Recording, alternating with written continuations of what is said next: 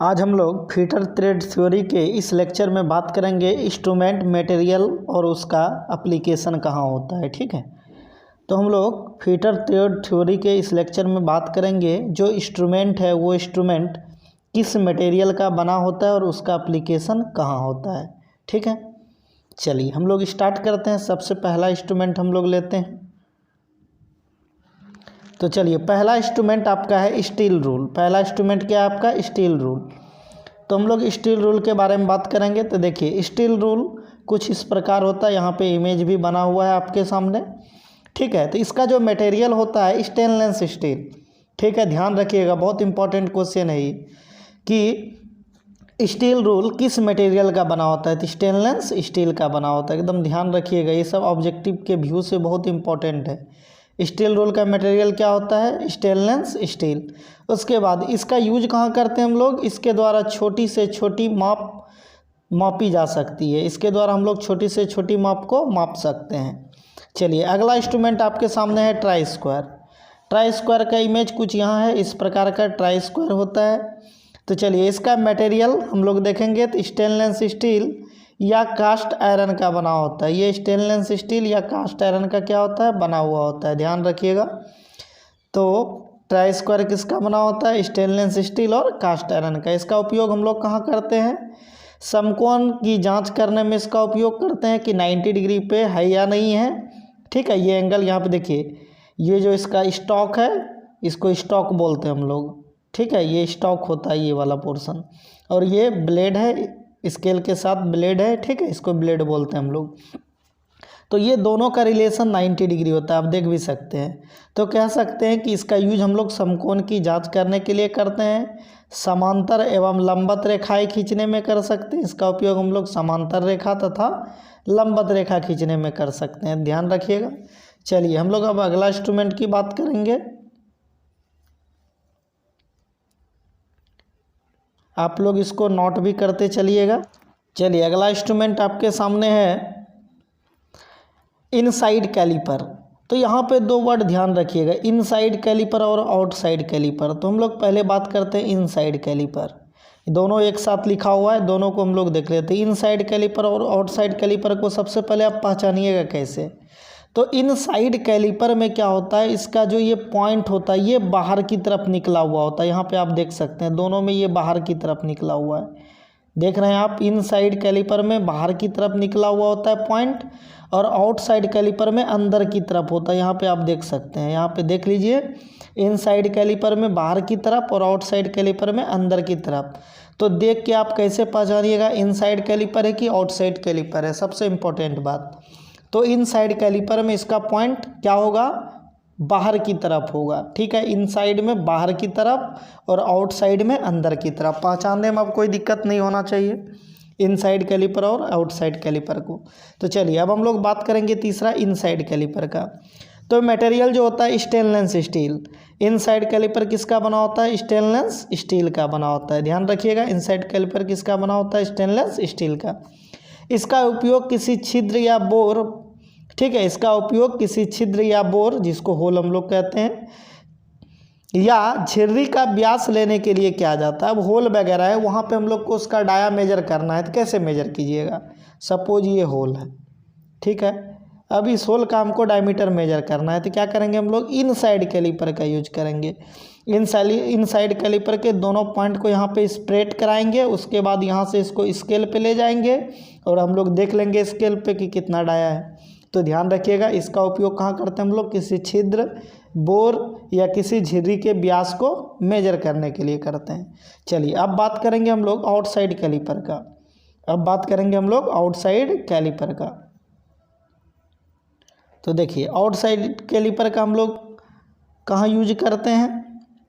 तो देखिए, outside caliper, तो सबसे पहले मटेरियल ये भी स्टेनलेस स्टील का बना होता है। ध्यान रखिएगा, इनसाइड कैलिपर हो या आउटसाइड कैलिपर हो, दोनों स्टेनलेस स्टील का बना होता है। एकदम ध्यान रखिएगा, इनसाइड कैलिपर हो या आउटसाइड कैलिपर हो, दोनों स्टेनलेस स्टील का बना होता है।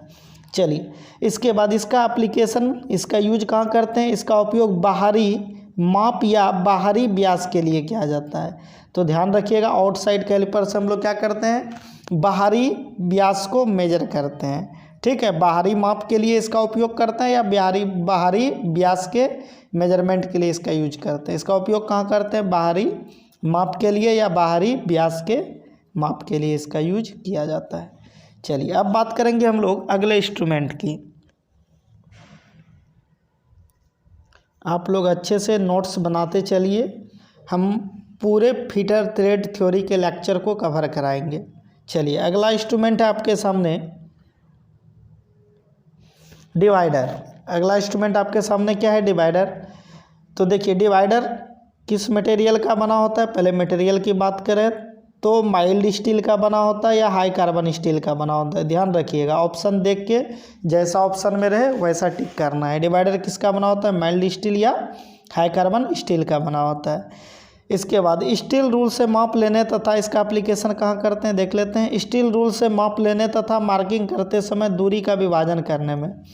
अब देखिए हमको स्टील रूल से माप लेना है। मान लीजिए कि ये अपने पास एक स्टील रूल है, ठीक है, यहाँ पे स्केलिंग वगैरह किया हुआ रहता है स्टील रूल में। चलिए अब यहाँ से हमको यहाँ से क्या करना है, किसी भी डिस्टेंस को मेजर करके अदर जगह कॉपी करना है। तो हम लोग क्या करेंगे, डिवाइडर का यूज करेंगे।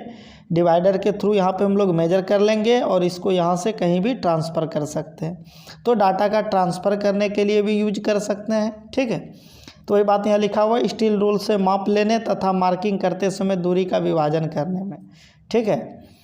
चलिए अगला है आपका स्ट्रेट स्क्राइबर, बहुत इंपॉर्टेंट इंस्ट्रूमेंट है ये भी। चलिए मान लीजिए कि एक जॉब बनाना है आपको इस प्रकार का,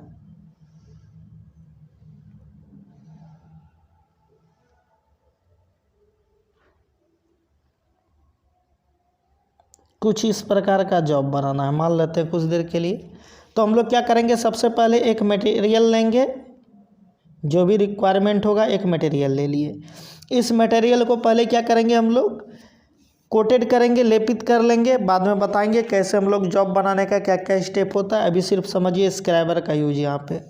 तो हम लोग क्या करेंगे, इसके बाद यहाँ पे लाइनिंग करेंगे स्केल के थ्रू। ये डायमेंशन वगैरह मेजर कर लेंगे, यहाँ से यहाँ तक क्या डिस्टेंस वगैरह है, ठीक है, सारा चीज़ जॉब में दिया हुआ रहेगा।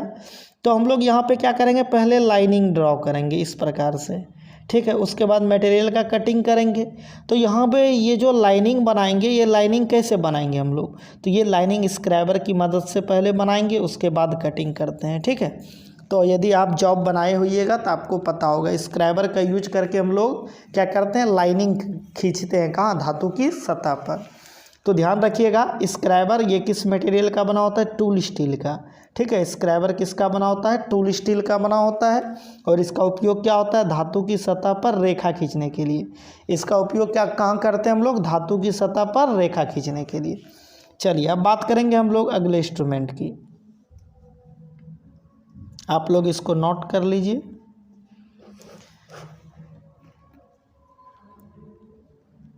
चलिए अगला इंस्ट्रूमेंट आपका है सेंटर पंच। अगला इंस्ट्रूमेंट क्या है, सेंटर पंच। तो ध्यान से देखिए, सेंटर पंच को कुछ इस प्रकार दिखता है सेंटर पंच। चलिए तो सेंटर पंच से हम लोग क्या करते हैं, छिद्रों के केंद्रों या रेखाओं को चिन्हित करने के लिए। मान लीजिए कहीं पे जॉब में हमको होल बनाना है, मान लीजिए ये जॉब है, यहाँ पे होल बनाना है। तो हम लोग क्या करेंगे, पहले यहाँ पे सेंटर पंच डालेंगे, सेंटर पंच से यहाँ पे पंचिंग कर लेंगे। उसके बाद ड्रिल बिट के थ्रू या ड्रिल मशीन के थ्रू यहाँ पे क्या करेंगे, ड्रिलिंग करेंगे। तो ध्यान रखिएगा, सेंटर पंच का यूज कहाँ करते हैं हम लोग, छिद्रों के केंद्रों या रेखाओं को चिन्हित करने के लिए। जो सेंटर होता है होल का, वो सेंटर पहले हम लोग सेंटर पंच से यहाँ पे डॉट, सेंटर पंच के थ्रू सेंटर बनाते हैं। उसके बाद ड्रिल मशीन के थ्रू हम लोग ड्रिलिंग करते हैं। तो ध्यान रखिएगा, तो सेंटर पंच हो गया। चलिए अगला इंस्ट्रूमेंट है आपका स्क्रू ड्राइवर। इसके बारे में तो सभी जानते हैं।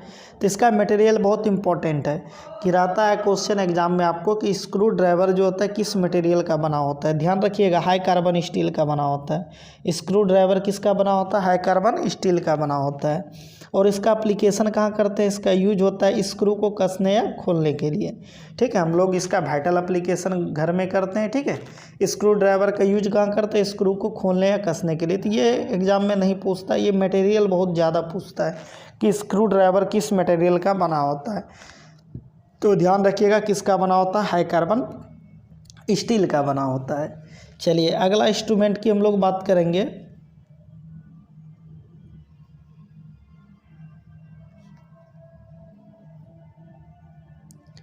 चलिए अगला इंस्ट्रूमेंट है आपका फ्लैट कूल्ड चीजल। ठीक है, फ्लैट कूल्ड चीजल। तो देखिए फ्लैट कूल्ड चीजल कुछ इस प्रकार, चीजल मतलब जिसको गाँव देहात की भाषा में छेनी बोलते हैं। ठीक है, तो फ्लैट कूल्ड चीजल जो होता है ये हाई कार्बन स्टील का बना होता है। किसका बना होता है? बहुत इंपॉर्टेंट क्वेश्चन ये, हाई कार्बन स्टील का बना होता है। फ्लैट कूल्ड चीजल किसका बना होता है? हाई कार्बन स्टील का। बहुत इंपॉर्टेंट है, ध्यान रखिएगा। और इसका यूज कहाँ करते हैं?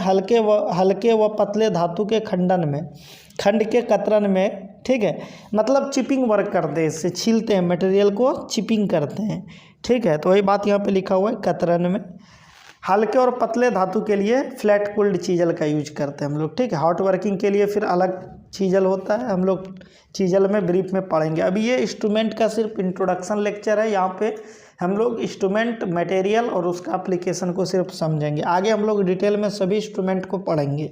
ठीक है, तो ध्यान रखिएगा फ्लैट कूल्ड चीजल किसका बना होता है? हाई कार्बन स्टील का बना होता है। ठीक है, उसके बाद इसका उपयोग कहाँ करते हैं? हल्के व पतले धातु खंड के कतरन में करते हैं। चलिए अगला इंस्ट्रूमेंट है आपका ball peen hammer. Ball peen hammer, यहाँ पे देखिए एक पॉइंट पे बॉल बना होता है। ठीक है, इसका नाम क्या है? Ball peen hammer. हैमर भी बहुत प्रकार का होता है, आगे हम लोग अकॉर्डिंग टू शेप या अकॉर्डिंग टू मटेरियल फिर हम लोग पढ़ेंगे। मैलेट वगैरह जो लकड़ी और रबड़ का बना होता है, जनरली उसको मैलेट बोलते हैं, उस टाइप के हैमर को। ठीक है, गाँव देहात में इसको हथौड़ी भी बोलते हैं। तो ये इसका बहुत सारा टाइप होता है अकॉर्डिंग टू शेप, इस शेप के अकॉर्डिंग और मटेरियल के अकॉर्डिंग। ठीक है, तो आगे हम लोग ब्रीफ में पढ़ेंगे। अभी सिर्फ ये जानना है ball pin hammer. Ball pin hammer जो होता है इसका मटेरियल क्या होता है? कास्ट स्टील या कार्बन स्टील। कास्ट स्टील या कार्बन स्टील का बना होता है। इसका उपयोग कहाँ करते हैं? मार्किंग करने में। मार्किंग करने में हम लोग हैमर का यूज करते हैं। ठीक है, तो ये बॉल पिन हैमर का यूज करते हैं। मार्किंग करने समय जो हैमरिंग करते हैं किस हैमर से करते हैं? तो बॉल पेन हैमर से करते हैं। तो ये बात यहाँ लिखा हुआ है, मार्किंग करने में, चोट मारने में, चिपिंग आदि कार्यों में बॉल पेन हैमर का उपयोग होता है। तो आप लोग इसको अच्छे से नोट कर लीजिए। ये पहला लेक्चर था। हम लोग धीरे धीरे कोशिश करेंगे बहुत जल्द फिटर ट्रेड थ्योरी के सभी लेक्चर को क्लियर करा दें। ठीक है, चलिए थैंक यू फॉर वाचिंग। आप लोग हमारे चैनल को लाइक तथा सब्सक्राइब करें और अपने दोस्तों के बीच शेयर करें।